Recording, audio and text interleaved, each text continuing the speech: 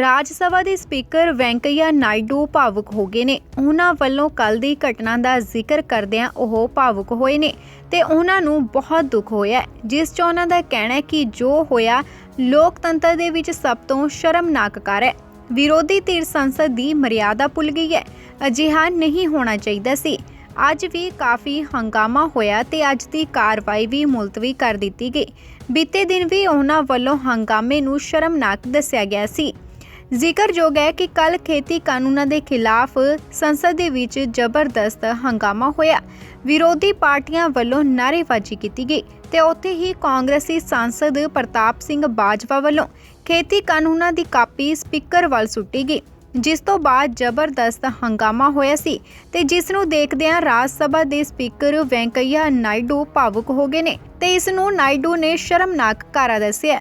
To place on record the way this August House is being subjected to sacrilege, and that too propelled by a sense of competition among some sections of the House since the commencement of this monsoon session.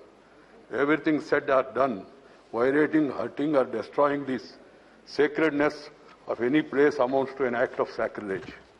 We are a land of temples, churches, mosques and gurudwaras. These are holy places with demarcated sacred areas which are known as sanctum sanctorum. The Parliament, the apex legislature of our country, is regarded as the temple of democracy. The table area where the officers and reporters of the House, the Secretary General and the presiding officer are seated is considered as the holy sanctum sanctorum of the House. A certain degree of sacredness is attached to this place. In our temples, devotees are allowed only up to this sanctum sanctorum and not beyond. Entering this sanctum sanctorum of the House in itself is an act of sacrilege. It has been happening as a routine for some time. I am distressed by the way this sacredness was destroyed yesterday. When some members sat on the table, some others climbed on the table of the House, perhaps to be more visible in such acts of sacrilege. I have no words to convey my anguish and to condemn such acts. As I spent a sleepless night,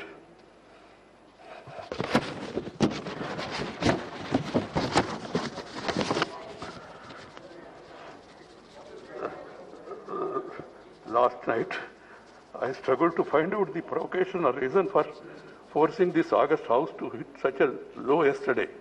A discussion on agriculture problems and solutions was listed. There can be difference of opinion and there can be a specific demand from anybody.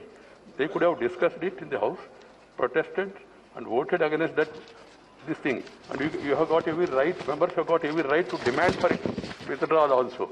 But it is for the government to act. You can't force the government to do this or not to do this. Different kinds are admitted by chair. Language used by the list of business is drafted in such a way that it is acceptable to all sections of the House without denting the thrust of the issue to be discussed. It happened yesterday too, and the chair has been doing it for a year. I find it difficult to understand as to why the subject was listed in the list of business for yesterday would have prevented any member to raise any issue concerning the farm sector, including 3 farm bills that some members were keen to raise in the House and even demanding their withdrawal. Yesterday was a golden opportunity for the concerned members to have gone on record with their positions on all issues relating to the